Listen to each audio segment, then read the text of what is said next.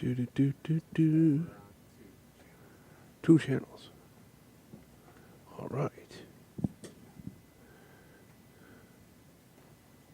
Are you ready for the show?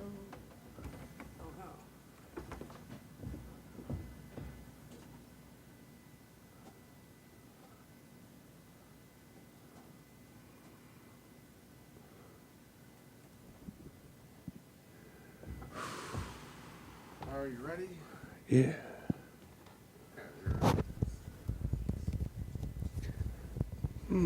Okay, folks. Okay, here we go. Our test. On ready, set, and 5, 4, 3, 2, 1. Hello, Think Twice Radio, Hey. and welcome to another exciting episode of Small Talk with Matt and John. You're Matt. And you are John. I'm John.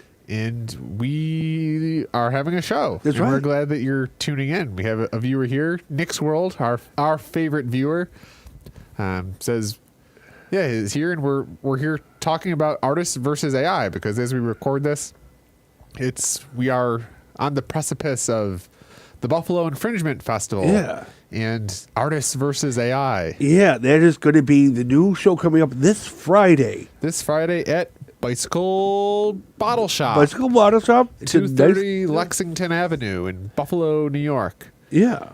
So yeah, it's going to be artists and there's going to be AI. And do you want to maybe tell our viewers what they can come to expect at this extravaganza? And I'm pretty comfortable calling it that. Yeah, okay. Well, you're going to be there doing coding. Yes. Yeah. And by me, you mean... Megachew. No, that's I'm the artist formerly known as Metachew. Megachew, yeah. I am actually the Toxically Brawn. Oh, This is my new stage name. oh, That's my stage name. that's pretty cool. Oh, And that's I used AI to generate this. That is pretty neat. is the Toxically Brawn. This is our. I asked AI. I was like, "Can you generate me a band poster for the Toxically Brawn?" Whoa. And I described what I envisioned it. And this is what it produced. So Oh, that it's- is pretty. Damn. Yeah. See, okay, so this is going to a fascinating thing about the artist versus AI show. It's something like that. Like, that's an incredible bit of graphics. Yeah, it's like, and that's why I think that's why I'm really excited about the show. It's it's provoking. Yes. I feel like we're at Lot this, to think about. how lucky are we too to be right? We had Michelangelo, Leonardo da Vinci. They all lived in the days of not AI art, and here we are, just plebeian artists, and yeah, we're just. I feel like we're very blessed as artists to be at this moment where we're having AI, and I'm just able to generate something like this. Are we blessed or cursed? Well, this is okay. I did not make it in the world of graphic arts. I don't know. Who's to say your career's not over? Oh, okay, I'm doing well. The lucky thing is, I'm doing the art I want, but I'm not doing graphic art. It's not like I'm making. I'm going to an ad firm and making posters. Yeah. And like, and part of me is like, I never really kind of wanted to do it. I don't know why I even went to. It was a weird thing. Like, oh, I want to design bottles and Yeah. cans and stuff, but now we have AI can do that, and it's just so. But I can make my own art that I want. I feel like your art kind of was AI in a bit before AI. Like you have all Anyway. these kind of radical ideas, and I feel like AI is able to help you. Yeah. To generate. I mean, even just the thing you showed me of you had this just the one concept of 3 women riding a lobster. Yeah. And you're right. And in the past, in the analog age, you would have to sit there and I looked up on Google lobster. I drew a lobster. I looked up the different uniforms and postures of like what we would do sitting in a certain way. So I got that knowledge to draw those things. Like, so I did kind of was using AI in a sense. I was using computers to access research I never could have before. But I And guess then just draw that. when you were an analog artist, right? You had this idea of 3 women riding a lobster, Yeah. and you spent months laboring over a single painting of your interpretation. Where Yeah. now you can have that same idea, and you can prompt an AI To do it. and it can generate multiple things. And we have Nick's World here that says, "I'm doing one thing unique stage name wise, and that is using more." Yeah, Nick's World is basically saying that they have more than one stage name. I'm curious, Nick's World, maybe what your stage names are, but also as an artist, Yeah, I have multiple stage names. I don't know. My new one is the Toxically Brawn, which I think is kind of it's a hidden meaning actually. Oh, okay. It's like the average person would think it would have to do something around toxic masculinity, which is kind of what it's kind of a pun of that, but also toxic. It actually refers to the Buffalo River and the Buffalo River being toxic. So it's a little bit of what does brawn mean? Well, brawn is right. It's strength. I think that right there's beauty in brawn, brains in brawn. So it's kind of a but it's also an acronym for Buffalo River. Okay. And I also it's kind of like the tragically hip, the Grateful Dead. So it's kind of in that template form, which are two of my influences. And I'm curious, Nick Schrold, how you do you have a stage name or you just go by John Ferralla? Yeah, I just there were times in the past where I tried to like make art and not sign it and say it was from some fantastic person. Yeah. And it just didn't go anywhere. But I've been tempted to do something like that. Like you make up a story, like maybe go to another town and just say, I'm representing this person, And I think we live in an interesting age where, in this world, you can just spin up a Reddit profile and give it a name, and now you have an avatar name. Yeah. So I feel like it's just an interesting time. And as I was saying, I think I'm really excited for this artist versus AI event, and I just feel like how blessed are we that Michelangelo and the great artists, they were in the analog age, and here we are. Yeah. And we're able to provoke an AI, and I feel like this event is very timely because we're really at this inflection point where both artists and AI have. I feel like your event's just going to be very provoking, both thought provoking and I don't know. It'll be very interesting, and I'm really looking forward to it. Okay, I'm looking forward too because there's going to be the artists there, and then they're bringing in their own people too, and they'll get all to interact. I'm interested. I want to introduce different people because I know 2 actors who are coming. That's cool. So.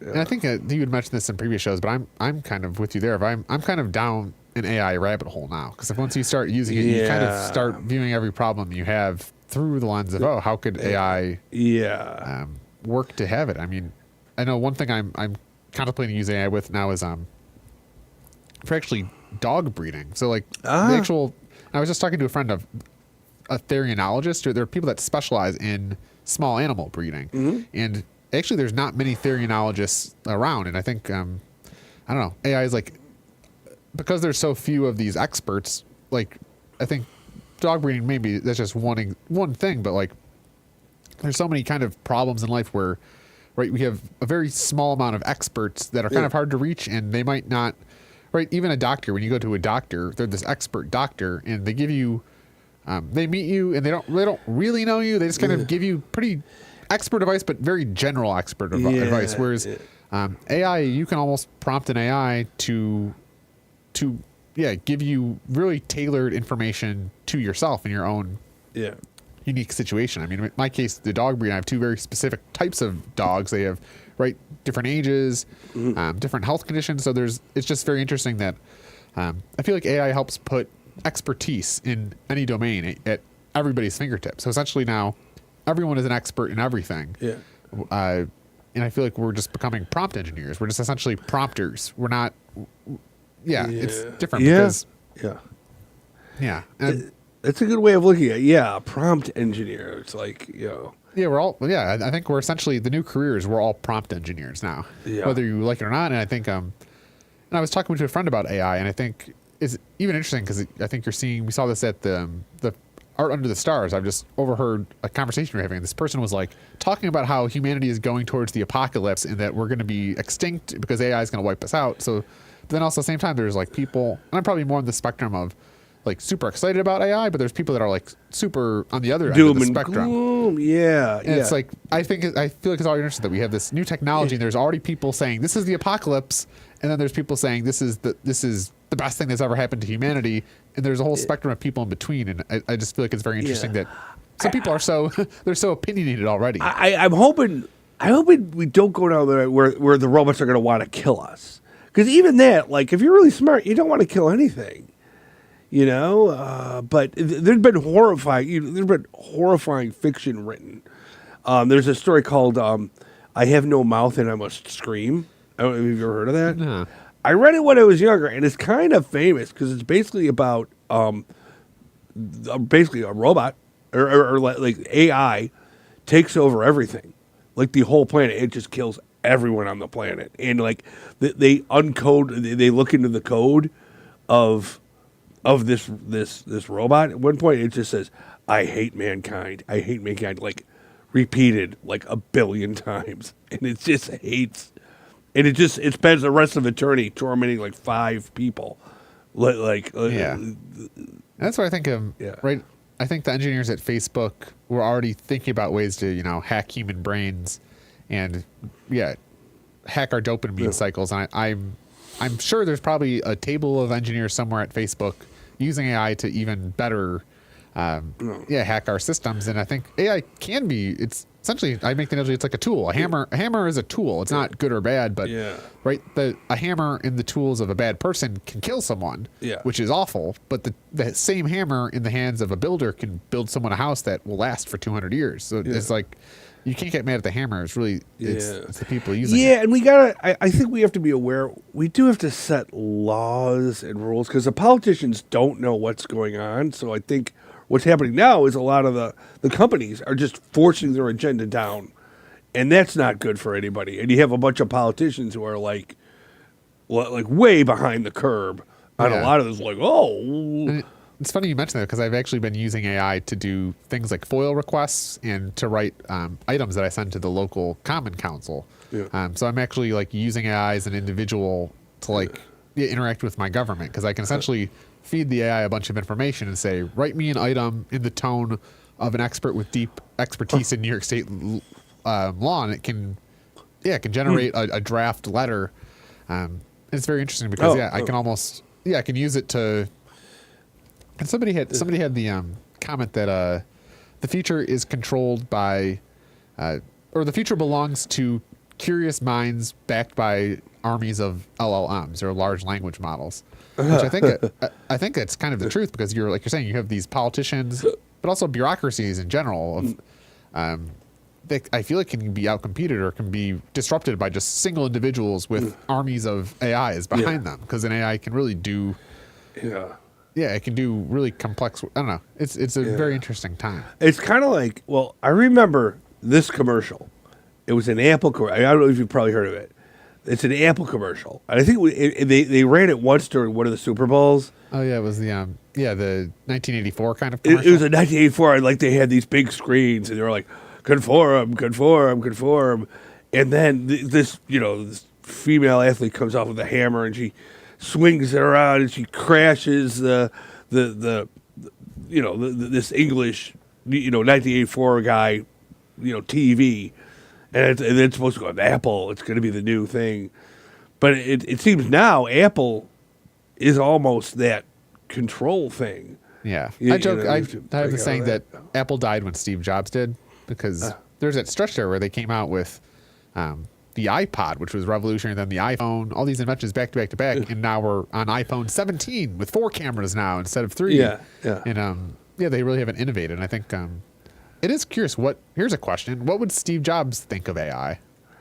Oh, that is a great. I don't know enough about Steve Jobs. He might be able to do something, incorporate it into a really helpful thing. Yeah, I think I participated in that hackathon recently. And one of my takeaways from that was almost right. I think even Apple's founded on the myth, not even the myth, but the legend of right. It was Steve Jobs who was the brilliant sales and marketing guy, and then there was Steve Wozniak who was the brilliant engineer. Those two kind of minds came together and created Apple. But I feel like, at least my experience from the hackathon is that this AI can almost be used to complement you. So if you are a brilliant sales and marketing guy, you can use AI to code and it can complement you. Or if you're a coder and you know how to code, but you don't really have many ideas or know how to sell, you can use AI to help you generate marketing plans and sales pitches and ideas. So almost AI can be used as like, I don't know, I feel like the Apples of the future will be not started by, two Steves, but might be started by a single engineer with their AI named Steve. Yeah. And Nick's World is right. There's going to be a new SpongeBob movie. The Search for SquarePants is coming in December. It's around Christmas time. Okay, That should be something good to see. And we have their stage.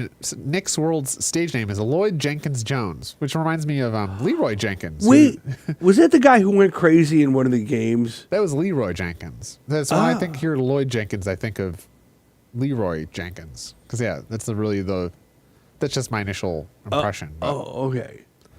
Was it okay? Oh, I like it. Okay, that's a good stage name. Is Lloyd Jenkins Jones for family-based live puppet shows? Yeah. And kind of with the puppet analogy, are human beings becoming puppets now with AI in a way? Because I know I was listening to a podcast that was talking about in the future, right? We right now work for employers, but we're moving to a world where essentially AIs will have the capability to coordinate humans, right? So say you prompted an AI to come up with a product, an AI could then take that product idea, start up like a Fiverr or like a freelancing account and like hire freelancers to do certain tasks. Yeah. And even recently I went to this, there's a Buffalo AI group. So I went there on Wednesday and I just kind of dropped in like 5 minutes late. So there's a small group there talking, having a conversation. And the one guy's like bitching about, it sounds like he's bitching about his work. Like he just got off of work and he's bitching about his team, his marketer and whatever. Yeah. And you listen to him more and he's actually talking about his AIs that he like, right. He's got like a marketing AI and like a product AI and a coding AI. And he was talking about it in a way that if it was 1984, it just sounded like he was just got off of work and was like bitching about the team that he manages. But he was just like talking These about aren't how real people. Yeah. how his AIs that he created were not like working together properly. It was just funny. I think we're moving towards this future of there will be humans coordinating AI agents, but there's also going to be AI agents that are coordinating human beings. Americans being what they are. Here's something I want to put out. Is this going to drive certain people nuts? Because I saw like a thing on Instagram of a woman listening to AI, and AI was telling her things that, the Matrix is being revealed. And she was just feeding it stuff, and it was feeding it back to her. And like, Donald Trump is Donald Trump going to bring in a new age of enlightenment? And then the AI would respond in a positive way, like, certainly, the Matrix is being undone as we speak. And it was like, people could drive themselves nuts. I think for sure I've seen similar stories of that. Yes, I 100%. One, I think people are already not well. Yeah. So people that are already mentally ill interacting with AIs. But then also, you're going to have people that go mentally ill because they're only interacting with AIs. And I saw a story similar of a guy. I think he had some theory of the universe, and he was like, essentially the AI was like confirming that he was correct. So he thought he had a scientific discovery. And I think the gist of that is that we are just moving towards ages I don't think like my grandma and your mom would really would understand. Recognize it. I remember at one point my father, we were watching TV and he looks at me, he goes, what is this? Because the commercials had gotten so trippy. Like, I mean, even this was like, it wasn't that long ago. Well, maybe like when he was alive, it was like a couple of years before he passed away, but it was like things had gotten so trippy. Even me, I was like, this is trippy to an older guy. I remember him getting tripped out by different comic books I would bring in. Yeah. Like I would bring in, he was like, what is that? Is that a weird religion you're into, John? And like, no, it's just a comic book. It's a hardcover graphic novel, but like it's a comic book, Bob. But there's no superheroes in it. It was just bizarre, weird. It was very kind of a Frank Miller weird. It was called Martha Washington anyway, but it really tripped him out. But now I'm kind of getting it a little bit like that, where I look like I don't recognize this. Well, some of this. I don't know if did you hear? You must have heard that recent social media thing where there was that CEO and his head of human resources got caught cheating at a Coldplay concert. No. Oh, you didn't hear about that? No. Okay, so it's essentially the new 100 men versus a gorilla thing. Yeah. Essentially, there was the CEO of Astronomer, which is a software company, was at a Coldplay concert with his head of HR, and essentially so they were at a Coldplay concert. And essentially, the Coldplay, they're kind of doing not like a kiss cam, but the performer Chris Martin was like, they had a big screen of fans, and they were going from fan to fan, and then they popped up on these two, and they looked like a couple. The guy was kind of embracing her, just looked like they were together. And as soon as the camera went on them, like the woman like covered her face, and the guy just did a duck. So I mean, cold Coldplay made the joke of, either they're having an affair or they're really shy. Well, then, They were I think this kind of having encapsulates like the moment we're in, because then, right, just this moment, two random people, yes, they're having an affair at this concert, but they clearly react, and then the internet sleuths go on, and it turns out they were having an affair, and this guy is the CEO of a software company, this is his HR, and then they've just become this giant internet meme. Yeah. But then not only an internet meme, because then now you have people, so their story's going viral as kind of that 100-man grill, but then they're going viral. Yeah. And people are then using AI to like make memes of them, but then also do things of like Donald Trump with Jeffrey Epstein at a Coldplay concert. And then people are almost using AI to make memes of the situation, which only furthers the fire. And it's just this, I feel like this very cultural event of, we were living in a very social viral age. Yeah. And this AI age and those kind of worlds meeting. And it's just, I don't know. It was kind of crazy to watch it take off because it's, I don't know. It's really. Also, we can't commit any crimes anymore. Nobody could really commit a crime because number one, everyone's being filmed. I'm not promoting crime, but they're like jewel thieves back in the day. And everything's locked down. Everything's on film. That's why so criminals. If you're thinking about it, don't do it. You're gonna get caught. And I think there's also interesting. Just we're moving towards the thing, kind of your point to the politicians of like our laws are so slow and archaic. Of one of the friends at this AI meetup, he was talking about how he's using AI to essentially do kind of like not political chatbots, but say you're really passionate about, I don't know, animal rights. So he's developing an AI that can call your legislators. You can essentially pick a voice. It can call your legislator and record vocal message to them in a voice you choose about your thing. And I guess the law says that a pre-record, like, so you can't have pre-recorded messages. You can't. That's illegal. But one of the things that AI provokes is, if the AI is just being prompted in real time, and it's not a pre-recorded message, but it's based on, right? And the pre-recorded was for the analog age. It was, they don't want you recording a 30-second bit and then blasting that out. But we're moving towards a world of, what if the AI isn't saying the same thing? It's kind of generating it in real time. So it's just this weird gray area of this.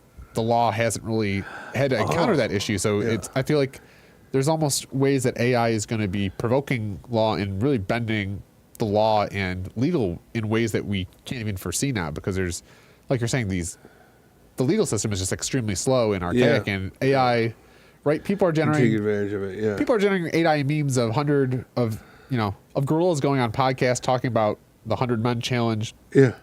Like, in rapid fire in virality, but then the law takes like decades to generate case laws. It's just very interesting. Again, coming back to the point of, we live in a simulation, and the simulation is now getting increasingly entertaining. I won't say good or bad, because coming back to it's just interesting because I do kind of want to like take a vacation from it all, like just like I would.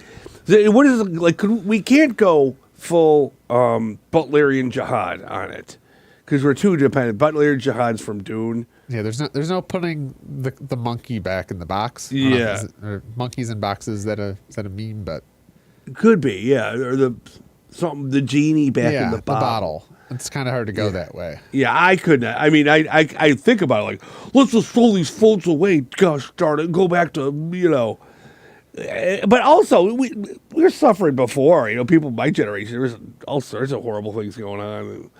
But the thing is that when you go back through history, all sorts of technology, right? People were afraid of the printing press when it came out. And so or the internet. And the internet has been an amazing tool. Yeah. It's helped connect people in ways, but it's also done a lot of damage. I feel like AI is very similar, but it's going to be both good and bad. It's just gonna change things radically. Yeah. And I don't know if people and bureaucracies are really ready for it. I don't think anyone is, because coming back to, we're kind of in this we're in an exponential age of exponential change, and buckle up, because it's exciting. So I think even our podcast, I think we're hoping to talk about AI and art, and it's going to be changing rapidly.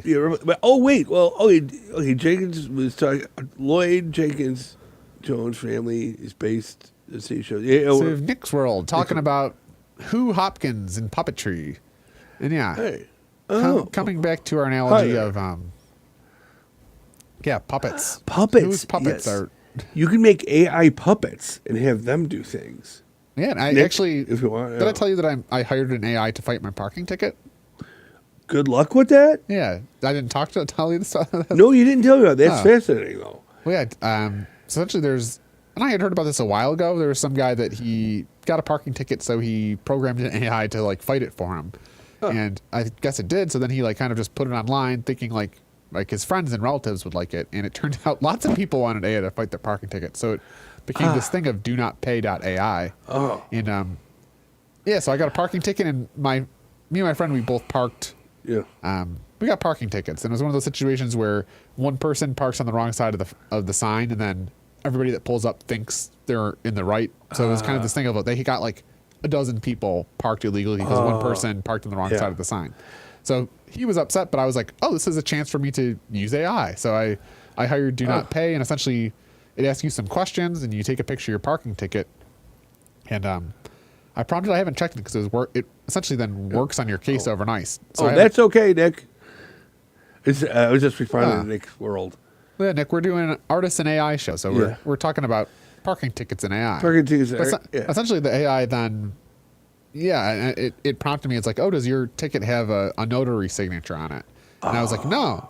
So I don't know. It's interesting. I think after the show, I'll log in and see if my agent has worked on a roll. But I think we're moving toward an AI could and for so long bureaucracies have had powers over individuals because they have entrenched systems, processes that are hard to take on. But now if we have an AI that can be trained on those systems, can it liberate people from parking tickets? That would be great. Can it do good for individuals? And I don't know. So.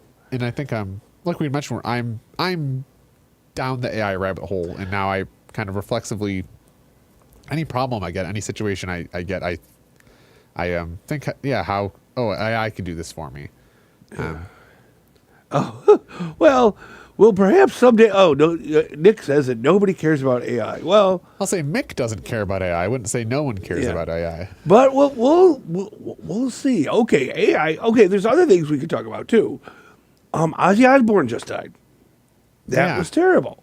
He did. Yeah, he was. And I think I was our generation. I really knew him first as like the social media star. It's funny. Osbourne, because he was like the OG of. I feel like the Osbourne show was like the first. Yeah. It was the first reality show in a way. Yeah, but the funny thing in my generation was like Ozzy was like this dark character, and like back then there was a Satanic Panic, and he was like rumored to be like.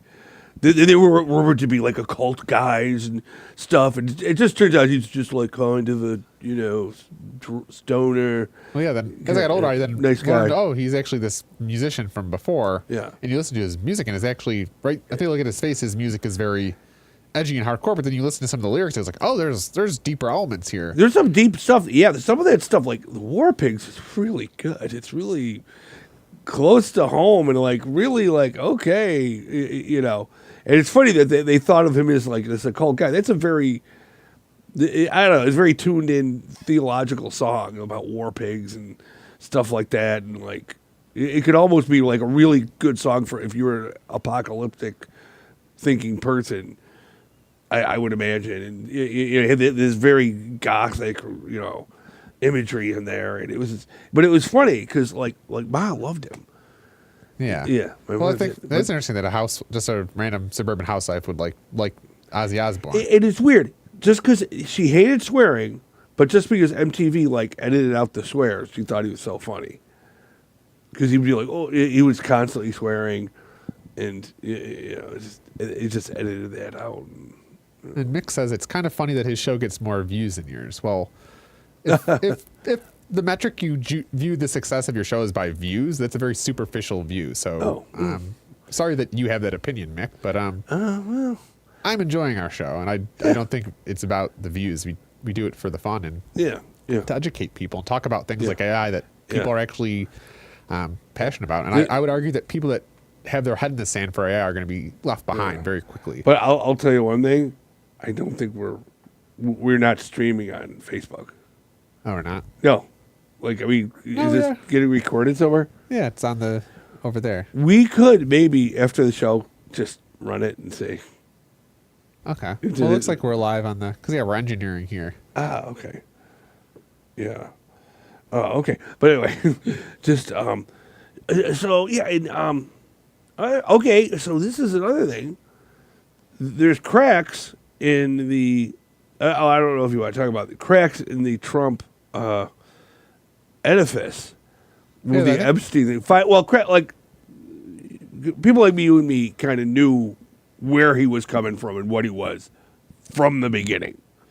But it's amazing that people, because of the Epstein thing, that there's people are kind of like finally go, wait, he's acting very strange about this Epstein thing. It is funny that the topic that would turn people against Trump would be an international pedophile ring. That's the topic that got people to turn on Trump. But for me, it was like, he's been getting away with all this stuff right in front of everybody's faces.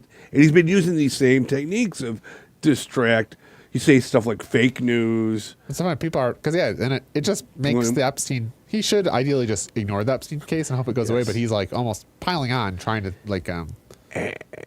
I'm glad that he's finally getting caught up, because it was just very frustrating seeing him get away again and again with all the stuff. I could go into all the stuff that he did wrong, but I've forgotten about a lot of the stuff too. You know? Yeah, I think the Epstein case is interesting now because now it's getting lots of coverage, and it's a story. I think it's a story that people want to know more about, and I think it's I don't know. It's a deep wormhole of and I hope we find the bottom of it. I hope it does come out. But like I was this one podcast I was listening to, similar thing happened in Belgium. Serial killer. Kidnapped a ton of girls. They found out this serial killer had like 7 houses, and he had all these riches, and they don't know where he got them from. But it turned out there was people deep in the government who like would do stuff with this. You could imply that they were doing stuff. They were helping this serial killer for some reason, and there was something nefarious. And the Belgian people got out. They protested. But it never went anywhere. They shut it down. The government of Belgium shut it down. And I just hope that doesn't happen here, where we're going to be scratching our heads, wonder whatever happened there. You know. It's crazy that, I mean, kind of similar to like the Trump assassination, how that went away for that event. That went away very fast. Yeah, I think that was a genuine. Well, that's the thing. Crazy guy. Then it's biforked into, there's people that think it was this crazy conspiracy that the CIA was assassinating him. Then there's also people that think that the assassination was a hoax. So it's like almost then because there's no answers, people just the internet just slaps it. I think he understands performance very well. He has worked with wrestlers. That's the thing. I think his whole theory is based on the wrestling ideology of wrestling is about putting up a front and creating a spectacle for the audience. He's probably in his head known that at some point somebody's going to take a shot at him. You have to know that being a president. So he's probably rehearsed in his head what to do. And I'm sure as soon as he heard shoot her down, he came up, he had the fist in the air. I've seen guys do this at bars, like when everybody's holding him back, here's the flag, we'll F you up, you know? I think it's hard to say, in that moment, you're not acting rationally. You're filled with adrenaline, and I think there's anytime you feel like, I don't know. I feel like people have speculated that he's, I don't know, because I think anytime you're in even a fight or flight response, you kind of you're not thinking rationally. I think it's well, we'll see. I don't know. It's We'll see. Or maybe any new discoveries, any scientific discoveries going out there? Oh, I know they talked about AI at some point will be churning out like Nobel Peace Prize discoveries every 7 minutes. I'm hoping. I heard one of these mathematicians died who helped us go to the moon. Oh, she was like one of these ladies. They had the movie on there about the black ladies who helped doing math to help us go to the moon. Yeah, and she was 101. They're doing all analog calculations. Yeah, and they're like giant rolls of paper. It's like good for them. It was pretty hardcore. It's like I couldn't do it. Yeah. It's kind of funny because I think a lot of times, just in society, you just kind of there's that joke that when the power goes out, most people just sit around waiting for it to go back on. Because there's always this analogy of like, somebody somewhere is like working on it, or even like when you think about cancer research, it's just like, somebody they're working on it. It's like, who are they? There's just groups of people somewhere off and working on it because there's It's kind of the cost of living a civilization. I mean, you can only specialize really in a couple things. You can't be doing amazing art and being a chemist and being a physicist, and you can't do everything. So it just makes you think who is keeping the lights on.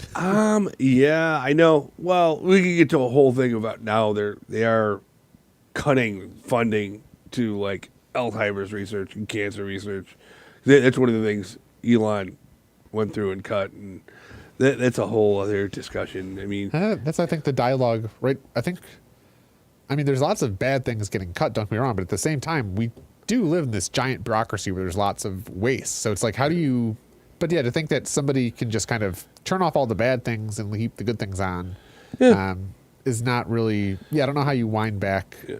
I mean, I think I always contemplate too, just living in New York State and Buffalo. We pay the most taxes of anyone, but yet our roads are in abysmal condition. So it's like, where does the money go? So it's right in a perfect world, you'd pay more taxes and get better services, but somehow, I mean, I drove cross country last year and it's not even close. Like Buffalo, New York has the worst roads anywhere. And you get to the New York line, it's like, wait, where's the money go? Like we're paying all this in taxes. Or even think about our healthcare system. Like it's just bloated, and it's very clear. But also, there's great scientists like doing great research with some of that bloat. So it's like, I don't know. It's just very interesting. I don't know how you, because I just hear the headlines that they're cutting good things, and it's, don't get me wrong, they're cutting lots of stuff that is important, but at the same time, it kind of glosses over the fact that there's large amounts of waste and fraud within our civilization. Yeah.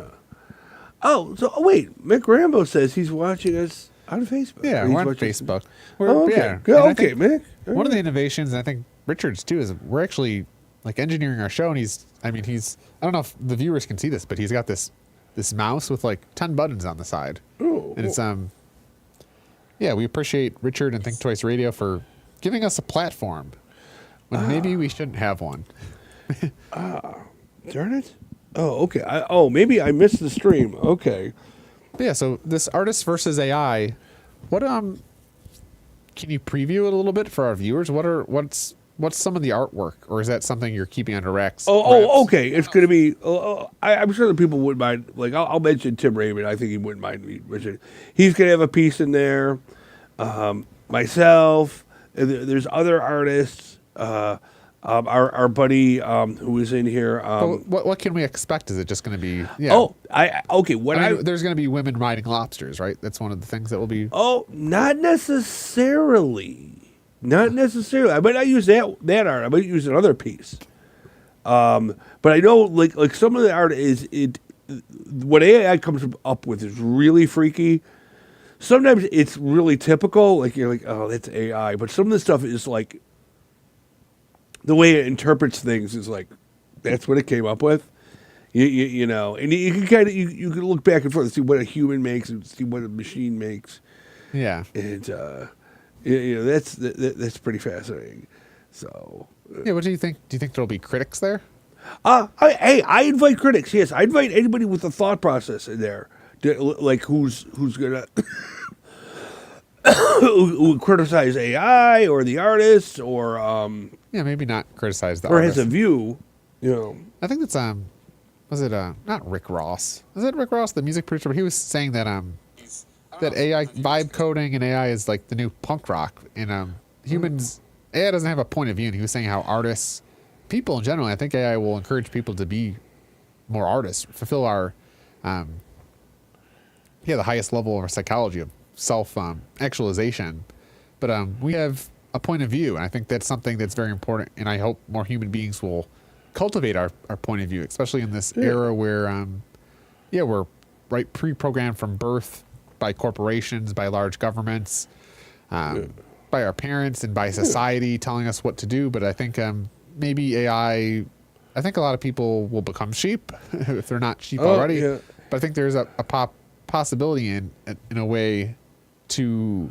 become more enlightened in a way that maybe wasn't possible in the analog age. Yeah, one thing that annoyed me with technology that came out, even while I'm alive, the idea that people still can't figure out when something's been photoshopped Yeah. Like we should all know that, but especially like boomers, like you have to say, this is a Photoshop image to people, and they still don't understand. So I'm wondering with AI, there are going to be people who just still are never going to get it, tricked. who are still at the level. Some people are very much at a Punch and Judy level of getting angry. If they imagine back in the Middle Ages when you saw a Punch and Judy show and you would get angry at it, when we see the puppets fighting each other. Puppet shows. We have Americans like that right now, where they're doing modern puppetry, where you could like you see a meme, you read a meme like somebody produced that meme to make you angry. I'm constantly telling people online online this like somebody made this meme up just to make you angry.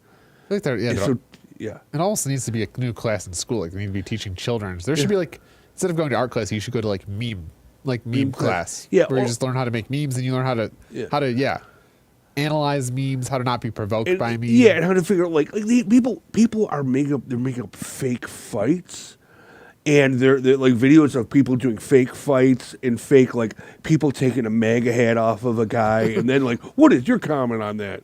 Somebody took this guy's MAGA hat off. I think that's like the original vision of the internet. I think like the cypherpunks that were like responsible for like some of the really early internet like hack history, like they had this huge vision of like the internet like liberating humanity from the oppressors of the tyranny of big corporations and government, and then it just ended up being cat memes. And I feel like AI is the same of like AI could be liberating us from parking tickets and curing cancer and genetic evolution and doing all this stuff, but it's probably just going to be used to make like dumb junk memes. Junk and dumb. That's probably more the reality. That's sad. Yeah. Well, yeah. I always thought. Yeah. Listen to Cyberpunk. You thought the future would be so cool. There'd be cool, hot chicks with like cyberpunk gear on, and they'd be like running around doing cool stuff. In the Cypherpunk manifesto, one of the lines they said, they basically tell governments, "This is the internet. You're not welcome here. Like this is a new age." And I think the cypherpunks are kind of like this group of hackers. They're kind of like the founding fathers of the internet. They were like very early, but they're just like their manifesto. It's kind of similar to like the Declaration of Independence, like a big F you to like the king of we're declaring independence from you. That cypherpunks are similar to that of this is the internet. You're not welcome here, governments. Yeah. And then the governments said actually we're gonna learn how to manipulate our populations through. With these new tools. Yeah, were you around in the Napster days? Yes, I was. As a matter of fact, I came across my huge treasure trove of free music downloads that I downloaded. I think that should be a documentary. How did the governments? How did we go from Napster and LimeWire and being able to like download any music for free anywhere to then all of us are on like a Spotify subscription and the Spotify is like monetizing the artist? Like it needs to be studied. Because I feel like the same thing is probably going to be happening with AI. How do we go from this completely open source, free, liberating thing to then just Spotify $9.99 a month, and the artists don't make any money off of it? Just goes to some suit man. I don't. Well, that's what bothers me. The artist's not getting any money off of it. I haven't like really done a big research on that. But I hope they do get their money. Artists need that money. They do. I think the starving artists, it's definitely a thing, but maybe there will be less starving artists. I don't know. Maybe I think there is opportunity for artists to make a living because I think starving is a little bit what makes the artist so good. Right? There's a reason that the privileged, pampered princes in India and Britain. There's a reason Prince William isn't making art. Right? He's that's a good point. That's poverty. Like you see what's come out of the African American community, the music, like my God, that's incredible.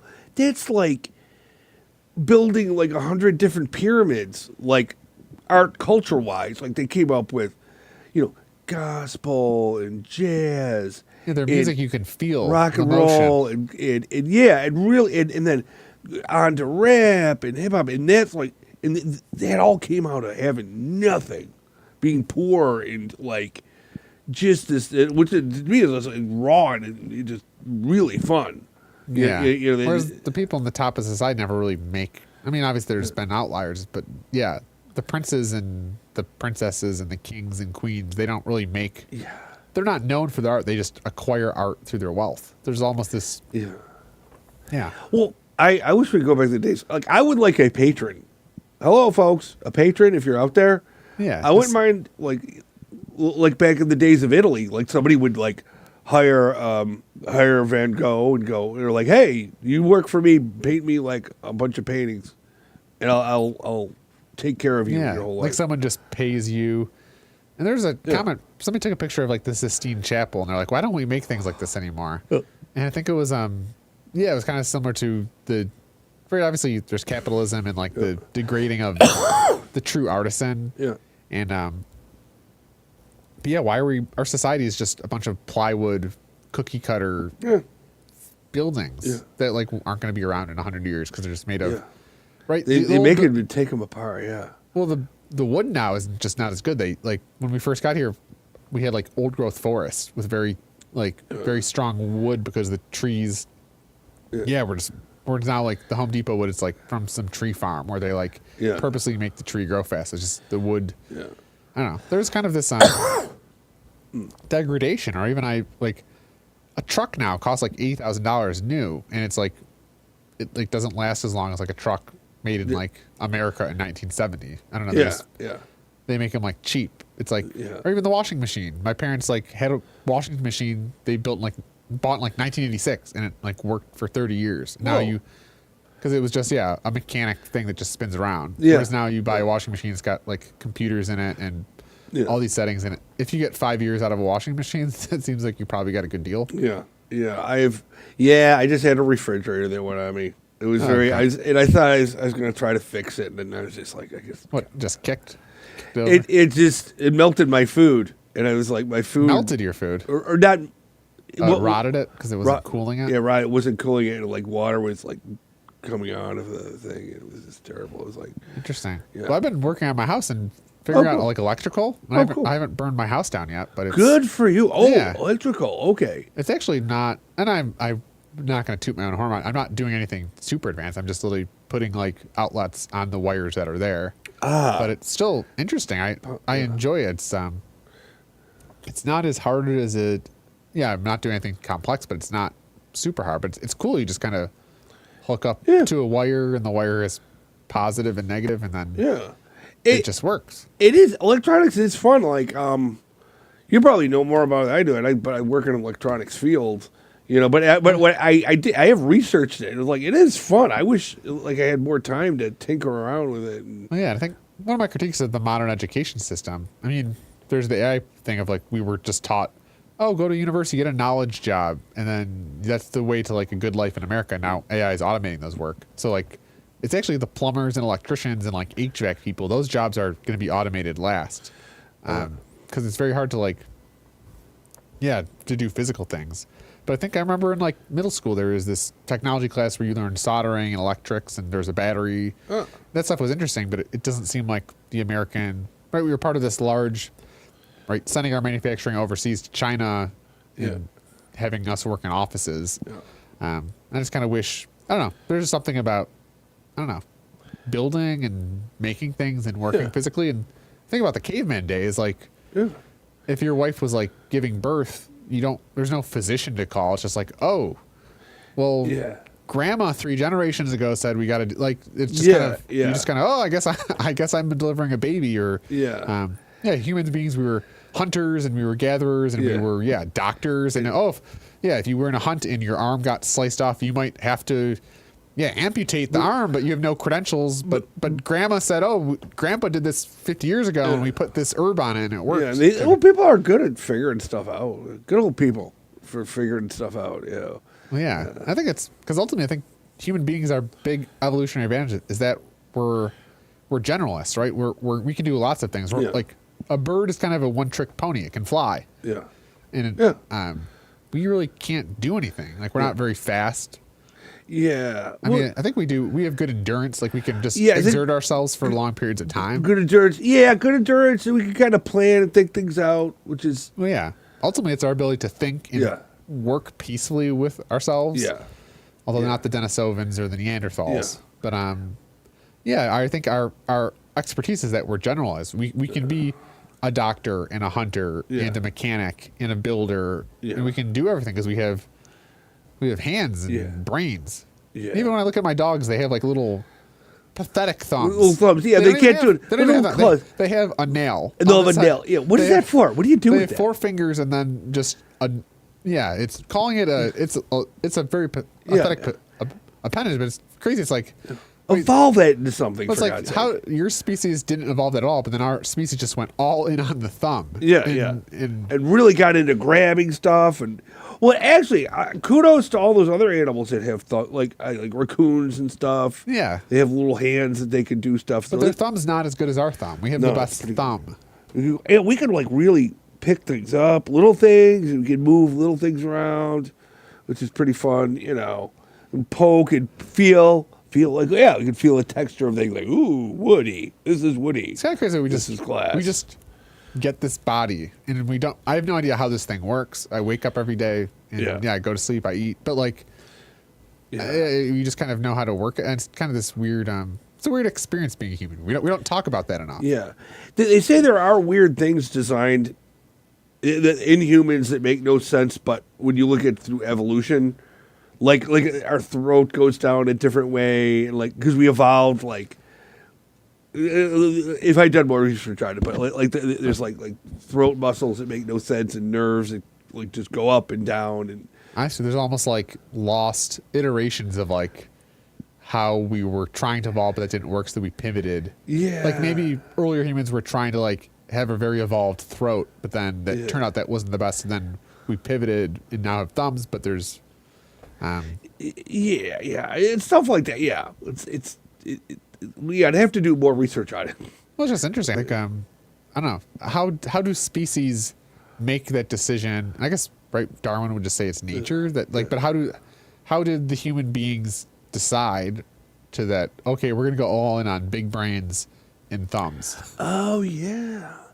Well, I guess slowly the big brain thumb guys Just got better, more chicks, or they live longer. yeah. Well, I Yeah, guess yeah. they would have survived and then reproduced more They're like, oh, look at that guy over there with his the- big brain and his big big thumb. brain and thumbs. Yeah, and it's the ladies are like, ooh, but yeah, they could build things and wrap it around. And yeah, you could weave. We could weave things. Well, you can throw things, throw javelins. Throw javelins. Yeah. I think that's part of the modern culture that's missing. I would love to go out, like, we're uncle and nephew. We are part of our tribe, but like Yeah. back in the day, we would have like went hunting woolly mammoths together. I feel like that would have been a fun bonding experience that That we would have just been never got to have. insane. Yeah, hunting a woolly mammoth, like you get out like ooh. But then maybe you'd come out and be like, "Oh, we got back," and John got got killed, he got clobbered, and one of the tusks went through his. Yeah, I just feel like you would through his face or something. yeah Yeah, through his gut, and he died, and we Yeah. left him there somehow. But like, but we got the meat. The meat's here. But Here's the meat. Okay, I just feel so like right. I think existence would have been much more gory, and I don't know. I just feel like we never really got to have like a woolly mammoth hunting experience. That would be previous- yeah. Like previous- the whole. Yeah, you're right. The whole clan goes out and gets a woolly mammoth. Yeah, the clan goes out, Yeah, the whole clan. and a couple of us die, and You But then chase. You chase it down. You slowly. But I think there'd be the whole. Oh, this branch is broken. It must have went that way, and then you would kind of stalk it a bit. Yeah. Actually, you'd probably just run like a marathon, and then you would just see it, and then you get to think, okay, well, we have to scare it that way so it goes out the like. There'd be a whole strategizing. I don't think the actual physical altercation was probably just the smallest part of it. It was more just the strategizing. I know they did a lot of running things off of cliffs, which is like really low down, and I think it's really horrible and wasteful. Like you're running Like an a animal whole- off a cliff. Well, like a whole pack of them, but that seems better than like actually having to confront a woolly mammoth with a wooden spear. Yeah, I don't do that. Yeah. Yeah, if you could get it to run off a cliff. Well, that'd they be- were saying this is one thing I heard that Neanderthals were like that. They would study the bones of Neanderthals. Neanderthals would go up and attack an animal with a spear, like up close. Yeah. And they discovered that by looking at their bones, and their bones matched up with cowboys. guys who rodeo guys. Yeah, like very damaged and broken. Damaged, like they had those same type of brakes in them and the same kind of like wear and tear. Because so these things would get up close to animals and just fight them, which is insane. Well, spear I 'em. think there's the science says that Neanderthals were like bigger, stronger, and smarter than us. Like had bigger brains than us, but yet we were the ones that. Yeah. Probably because it was the geek of our group that said, "Hey, why don't we just run him off that cliff over there?" And then we'd get back and we'd say, "Oh yeah, well it was the geek over there." And then all the ladies would want to get with the geek, and maybe that's how we self-selected for big brains and thumbs. I'd like to think that. Yeah. Yeah. Somehow it all gets. I'm also curious how that worked. Like if the tribe just went out hunting and this, like how they would know. Right, there'd be a period of time where you wouldn't know if they were coming back or not. Yeah. Because you'd be away. And I think that's something now that we just have these cell phones just at our fingertips and we can communicate instantly with everyone. How did that work? Because there's the whole letter rating age, but then even before that, you just kind of, people just kind of disappeared for like potentially years on end, and then they'd come back and tell have you one stories. thing. One of the greatest movie that I ever saw about war. It's called Graveyard of the Fireflies. And basically it deals with two kids where they kind of no phones. It's war. They lose touch with their relatives, and they're on their own. And you're thinking like, there's no way. Like they didn't. They had relatives around, but they wouldn't know where to find them. And like it was a really great movie, but it dealt with it like back in the day, you could get lost. Yeah, there'd be no maps. No maps and no. Well, yeah, you just have some hand-drawn rendering of somebody that went out on a previous hunt. Oh, there's a mountain over there, and there's a body of water. Yeah. But we made it. We're here. We're human. I think that's the most encouraging thing is we're here and we're thriving. I don't know. Yeah. We're thriving a little too much. Are we toward the end of the broadcast? Yeah, we got 4 minutes here. Oh, okay, cool. Okay. Yeah. But watch Graveyard of the Fireflies, people. It's a great movie. Yeah. It's is it like Lord of the Flies? No, it's about war. It's about what happens in war, not to the soldiers, but to the community. It's based in Japan after a firebombing, and it focuses on these two kids, and it's just society. It's really good. It's very it makes me cry even thinking about it. Because it's a war film. But we never have, it's always the soldier going out like, I'll die for my country. Oh, no, I've died. But this is like, it's focused on these kids and their family and what happens to them. And I think like our society is very. I think they have that quote that history is written by the victors, but like we kind of make poetry and art about the people that won. But how many people went on hunting trips and didn't come back or got gored? Or even just learning how to fly. How many people jumped off cliffs because they were like, yeah, I'm going to fly. That's a good point. Yeah, that's a good point. Those are the real heroes. Because, the Wright brothers get all the credit, but how many people had to jump off a cliff for them to figure out what they did? You know? I listened to a podcast. There was a lot of people who they had the same thought process of like, I'll do this. I'll jump off the tower. I'll jump off the minaret. I'll jump off the wall. And they do this, and they have the thought process. I can do it. In death, But that was in the first thought that happened to humans. Like, we fly by doing this, because they look at a bird, and it doesn't. It's interesting that but I imagine flying. That's another thing is we don't really have that. I gotta imagine that was like a very primal like desire. It's like, oh, you could see birds flying, and you'd probably be jealous, and well, it just seems very something primal of. We're just obsessed with figuring out how to fly, how to replicate that. Yeah. Want me to amuse everyone with the tale of the first man to actually fly? Sure. Okay. We got 90 seconds here. Okay. In China, basically, they were creatively killing people, which the Chinese are great at.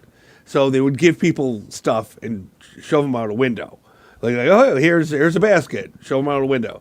They gave this one guy a kite. And apparently the story was he flew on the kite for a couple 100 yards or whatever, and he lived.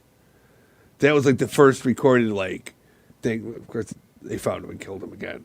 But it was the first time a guy from the story I heard. Yeah. First, good old Chinese. I'd love to do a podcast on the creative ways Chinese people killed people. Because I remember in third grade, I did a research project on crime and punishment, and it was medieval's crime and punishment, and it was bad. Oh, geez, I don't want to. Well, I could go on to quartering people. Death by 1,000 cuts. Yeah, I mean even Jesus with the cross, the crucifix. It's bad. Beheadings obviously were being broken on the wheel. Oh, just terrible. I can imagine. We're just familiar with like medieval forms of punishment. I can imagine the Eastern philosophy is probably very complex. The things I've heard from Chinese history is like, oh god. Well, hopefully, sitting through our podcast wasn't a form of punishment. Yes. And we appreciate you tuning in. And I forgot to program a fade to black button, so I'm gonna, like an analog monkey, walk over and turn us off. Okay. But, Hey guys and gals, it's great seeing you again. Remember, every 2 weeks we do this show, so come on back.